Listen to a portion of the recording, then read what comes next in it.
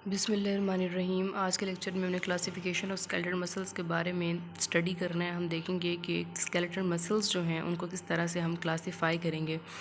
सबसे पहले तो आपको पता होना चाहिए कि why to classify different type of muscles. तो इसका आंसर ये है कि हमारी बॉडी जो है वो बहुत कम्प्लेक्स है। Human body is actually a very complex system, ठीक है।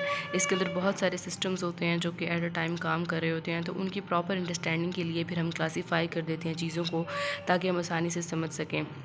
तो जब हम क्लासिफिकेशन ऑफ स्केलेटल मसल्स की बात करते हैं, इसमें हम क्या करेंगे कि स्केलेटल मसल्स के बारे में एज यू नो कि वो मसल्स जो कि हमारे स्केलेटल के साथ अटैच होते हैं, हम उनको स्केलेटल मसल्स का नाम देते हैं। The reason why they are called as a skeletal muscles because they are attach to our skeleton, ठीक है, ह्यूमन बॉडी के स्केलेटन के साथ अटैच्ड हैं। सो हम मूव करेंगे क्लासिफिकेशन की तरफ। सो द स्केलेटल मसल्स को अगर हम क्लासिफिकेशन देखें तो हम इसको डिफरेंट ग्रुप्स में क्लासीफाई करते हैं फॉर द प्रॉपर अंडरस्टैंडिंग, और हम दो क्राइटेरिया में इसको डिवाइड करेंगे, हम क्लासिफाई करेंगे shape and fibre architecture and the second one is group action. हम देखेंगे कि अगर हम किसी भी मसल को क्लासिफाई करने जा रहे हैं तो हम उस मसल की शेप को सामने रखेंगे और फाइबर आर्किटेक्चर को सामने रखेंगे, और दूसरे ग्रुप में हम करेंगे ग्रुप एक्शन के अकॉर्डिंगली कि एक मसल जो है वो क्या क्या फंक्शन परफॉर्म करता है। बिकॉज वी नो कि हमारी बॉडी में बहुत सारे मसल्स हैं और हर एक मसल जो है वो अपना प्रॉपर फंक्शन परफॉर्म कर रहा होता है। सो classification of the muscles on the basics of shape and fibre architecture. This classification is based on the general shape of the muscles and the predominant orientation of the muscle fibers with respect to the direction of pull of the muscle. वो कहते हैं कि अगर हम classification की बात करें, so classification is based on the general because we are talking about the shape. तो हम देखेंगे कि एक मसल की शेप कैसी है, उसके अकॉर्डिंगली हम उसको नाम देंगे। जैसे कि अगर हम किसी भी स्ट्रक्चर को देखते हैं और अगर हमें वो राउंड अगर हमें वो इस शेप में नज़र आएगा सो डेफिनेटली हम उसको राउंड कहेंगे। अगर उसकी शेप हमें यूँ नज़र आएगी तो हम उसको रेक्टेंगल कहेंगे।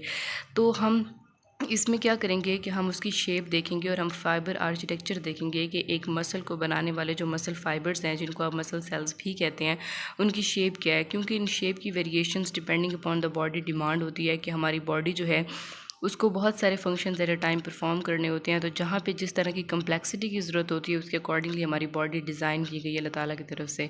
सो क्लासिफिकेशन क्या है कि जनरल शेप की बेस पे कि हमें डिफरेंट टाइप ऑफ मसल्स हमारी बॉडी में होते हैं और जिस तरह के वो फंक्शन परफॉर्म करेंगे तो वो डिपेंड कर रहा होता है कि उनकी शेप क्या है।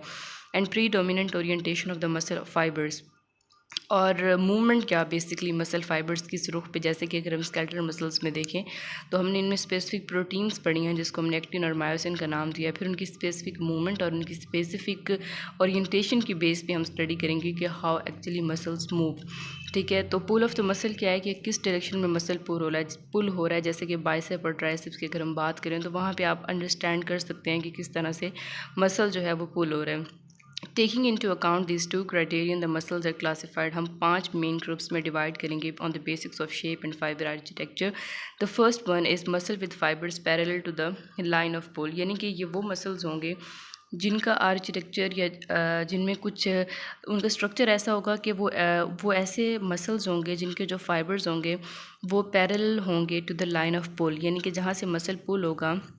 फॉर एग्ज़ाम्पल अगर ये वो पॉइंट है जहाँ पे मसल पुल हो रहा है तो वहाँ पे मसल्स उस मसल के जो फाइबर होंगे वो उनके पैरेलल होंगे, यानी कि if this one is the line of pull तो उसके पैरेलल हमें क्या नज़र आएगा, हमें फाइबर नज़र आएंगे। तो हम देखेंगे कि muscle with fibres parallel to the line of pull, इसमें हम इसको हम 3 तरह की क्राइटेरिया में डिवाइड करते हैं। The first one is trap like muscle, the second one is quadrilateral muscles and the third one is fusiform muscle. अब एक लेक्चर के अंदर मैं हर एक एक्सप्लेन नहीं कर सकती, लेकिन मैं आपको इनकी डायग्रामेटिक एक्सप्लेनेशन से मज़ीद कॉन्सेप्ट जो है वो क्लियर करने की कोशिश करूँगी ताकि आप मज़ीद जो है वो इसको अंडरस्टैंड कर सकें। अगर आप इस पिक्चर में देखें तो यहाँ पे आपको मसल की आसानी से जो है वो उसकी अंडरस्टैंडिंग हो सकेगी। इसमें जो ए दिखाया गया है that is actually a strap like muscle, the B is quadrilateral muscles and the C is fusiform muscle. तो इस तरह से अगर आप डायग्राम्स को अपने जहन में रखेंगे तो आप ईज़िली जो है वो इनको अंडरस्टैंड भी कर सकेंगे और आप इनके बारे में जान भी सकेंगे।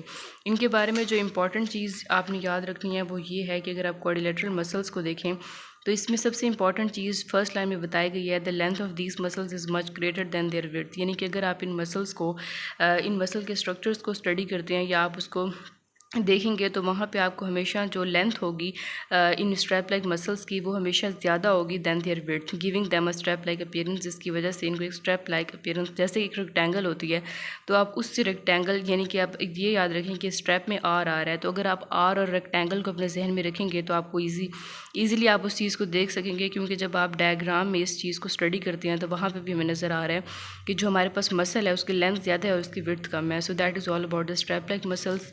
नेक्स्ट हम स्टडी करेंगे क्वाड्रिलेटरल मसल के बारे में कि जो क्वाड्रिलेटरल मसल है बेसिकली वो क्या है। सो इसमें देखें कि quadrilateral muscles in these parallel fibred muscles the length is short giving the muscle a flat quadrilateral appearance. इसके अंदर लेंथ जो है वो शॉर्ट है, ठीक है। तो क्वाड्रिलेटरल में आपने देखा किस तरह से क्वाड्रिलेटरल अपीयरेंस है। तो यहाँ पे कुछ एग्जांपल्स भी दी गई हैं, ठीक है। इनको ऐसा सच आपको याद करना पड़ेगा क्योंकि बहुत सारी बायोलॉजिकल टर्म्स होती हैं, बहुत सारी ऐसी चीज़ें होती हैं जो कि आपको एज इट इज़ याद करनी होती हैं। And the third one is about fusiform muscles. इसमें देखें कि फ्यूजिफॉर्म मसल क्या होते हैं। The fibres are arranged nearly parallel to each other in the belly region but coverage towards the proximal and distal attachment so that the muscle tapers at both ends and hence appears fusiform। वो कहते हैं कि जैसे fusiform muscle की example वो ये दे रहे हैं कि अगर आप फ्यूजिफॉर्म मसल को देखें तो इसमें जो है वो जितने भी मसल फाइबर्स होंगे या जितने भी मसल सेल्स होंगे वो पैरेलल अरेंज्ड होंगे in the belly region but coverage towards the proximal and distal attachment so that the muscle tapers at both ends and hence appears fusiform, ठीक है।